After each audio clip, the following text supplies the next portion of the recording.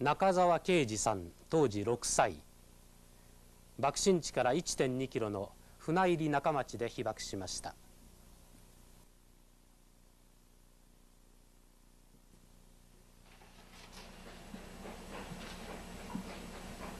中沢さんは当時神崎国民学校の生徒で、朝登校途中に線香を浴びました。原爆で父、姉、弟を一度に失っています。中沢さんは漫画家として昭和43年「黒い雨に打たれて」を発表。5年後には自らの体験をもとに人気少年雑誌に「裸足のゲン」を連載して大反響を呼びました。誰がね、もうあんなインスタでも書きたいと思いますから、本当に僕なんかもう嫌でしょうがないですよ。いまだにね、原爆の資料なんかも読みたくないしね、被爆のシーン書いてるともう匂いまで浮かんでくるわけよ。でこう書いてるとね、その状況がこう浮かんできて、匂いが浮かんできてね、あ、嫌だって落ち込むわけ。落ち込んでどうしようもないのよ。原爆っていう言葉から逃げもあったけど、まあ、結局はおふくろが死んだのがきっかけでね、おふくろは骨を焼いて死体を焼いた時に骨がなかったっていうのはものすごいショックだった。原爆の野郎は骨の髄の中に放射能が入り込んできてスカスカにしていくんだなと、食いつぶして、そして焼いたらもう灰みたいになっちゃうよね。おふくろの骨まで取りやがったなっていうね、ものすごい怒りがあったね。許さんぞとかね、この野郎なの一発のために俺たち一族をはじめ広島市内をね、どれだけ地べたを張って生きてきたかと思うな。もう逃げたってしょうがないじゃないかという気持ちだったですね。もうこれがもう第一、逃げたってしょうがないんだと。だったらもう開き直って言ってやろうじゃないかと。ほらアメリカの政府だろうが日本政府だろうが言ってやるぞと。もう言って言いまくってやろうというね、ものすごい怒りですよ。真の怒りっていうか、もう。で僕は中沢啓二を元って、元素の元、人間の元になれと。裸足で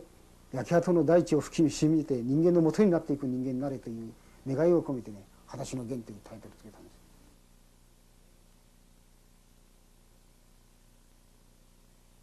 8月6日の日はあんな綺麗な空っていうのはもう全くないというか、雲一つない真っ青な空の中でピーッと中国山脈側からね、飛行機雲が伸びてるんですよ。でそれがスーッと今度は市内の上空に向かってくるわけでしょ。で僕はそれを見つけて、そのおばさんあれがビーニ塾だって言うと、そのおばさんも見上げてそうだって言って、おかしいね、どうして空襲警報が鳴らないんだろうと。僕も2人でじーっとその飛行機雲が伸びていくのを見てたわけですよ。でそれが後方に消えてしばらくするとバーッと光ったわけですね。その光った色がね、もう一生今もまぶたをつぶるとすぐ再現できるっていうか、光が目に白を中心にして周りがこう銀が燃え狂ったね、写真のフラッシュですよね、青白い光で、外輪がね赤とオレンジをねこううわーっと混ぜたようなすさまじい火の玉ですよね。それが目の中に入った瞬間に一切気が取れて、でバターッと気を失ってたんだろうと思うけど、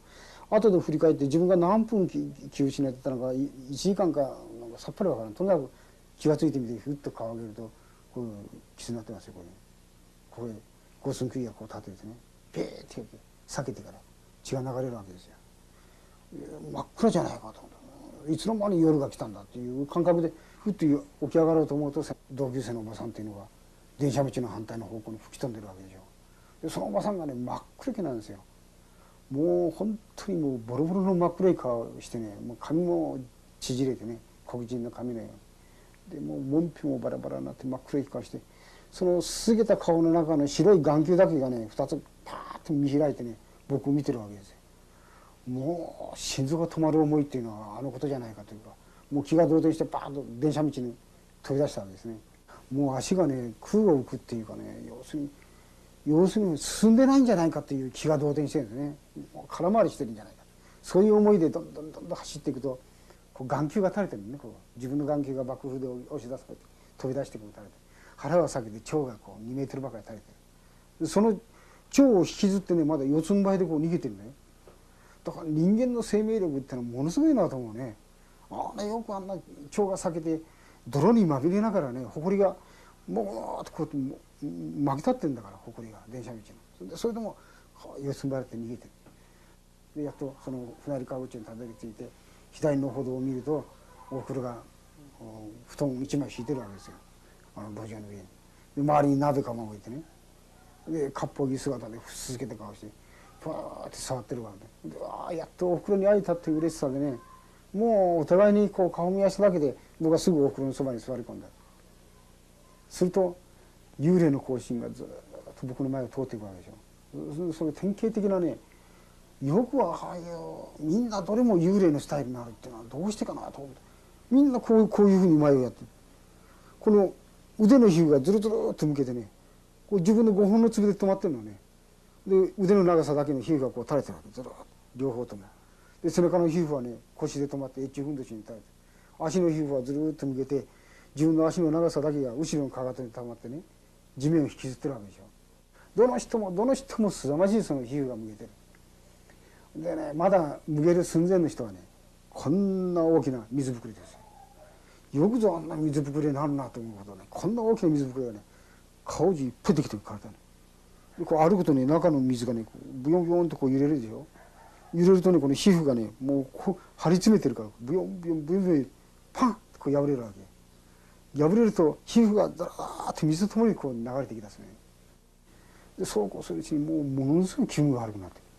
で口からね黄色い唾液みたいなのがダーッとね、まあおそらく放射の影響じゃないかなと思うんだけど、気分が悪くてじーっとそこでうずくまってたのね。うずくまって、でふっとおふくろの方を見るとおふくろがなんか一生懸命こうボロ切れ持ってるのね。なんだと思ってシュッとこのボロ切れの中におふくろ赤ん坊産んでるわけ。女の子なんだけど、後に智子という名前つけたんだけど、これがこう抱いて一生懸命こう触ってるわけ。だからおふくろの腹を見て初めて、おふくろはいつの間に赤ん坊産んだんだろうと後で考えれば、結局は原爆のショックで路上でおふくろは産気づいて女の子を産んだわけだけどね。でそれ大事に持ってそこでじーっと夜が来るわけでしょ。で運よく長男が帰ってきて僕らを発見してくれて、で4人でその船江波という船川口町から江波という町の半野半径の町にその知人に頼っていったわけで、そこでやっと6畳一間のアパートを借りて、アパートというかこう物置みたいなの借りて、で安住の地を得た。それまではねおふくろはね全く無言だったですね。もう本当に険しいというか怖い顔してたけどね、やっとこの落ち着いたっていうほっとした感情がこう出てきてね、人間らしい表情にもで初めてそこでおふくろに親父たちはどうしたんだって聞くと、おふくろがもうビニギリサイニリね、もうとうとうと喋り出したって。おふくろはスッと軒先に入った瞬間に原爆の熱線が走ったわけで、この軒先一枚助かった。でもし家の中に入ってたらパーってもう爆風で潰されるわけだよ、ぺっちゃんこで。頭だけはバチンと挟まれて体がピュッと外に出てた。で中から4畳半の部屋から親父が「なんとかせえなんとかせえ」って言ってるしね、お母ちゃん痛いよ痛いって泣いてんだと。だから自分はすぐ瓦を跳ねのけてね、軒先を軽くしてギューッと持ち上げるんだけど、なんせ昔の旧家はねこんな大きな支柱が使われてるわけだから、もうびくともしない。女の力じゃない、おまけに2回やだから。だから通る人に土下座して「お願いしますお願いします」ってこのあれを持ち上げてくださいって言うと23回こう寄ってくるんですって。でこうプリスってね「ああもう諦めなさい」と「こんなの一つも動きやせん」って言ってみんな逃げていくっていう。もうおふくろはもう反響らになって、で弟の進むの足を持ってこう左右に振るとこう動くんですって非常ね。こういうふうに動くんだと。でガーッてやるとねもう痛いって泣き出すわけで、もう頭がちぎれちゃうんだから。でこういうふうには動くけどどうしても引き抜けない。で親父も中で大きな柱で支柱で挟まれてびくともしない。で長女の声は一切しなかった。要するに長女は6畳の間にいて2階の大きな柱でバシッと潰されてね、一気に即死だったろう。だけどもう弟と親父が「なんとかせえ、いやお母ちゃん熱いよ」って言って泣き叫ぶわけでしょ。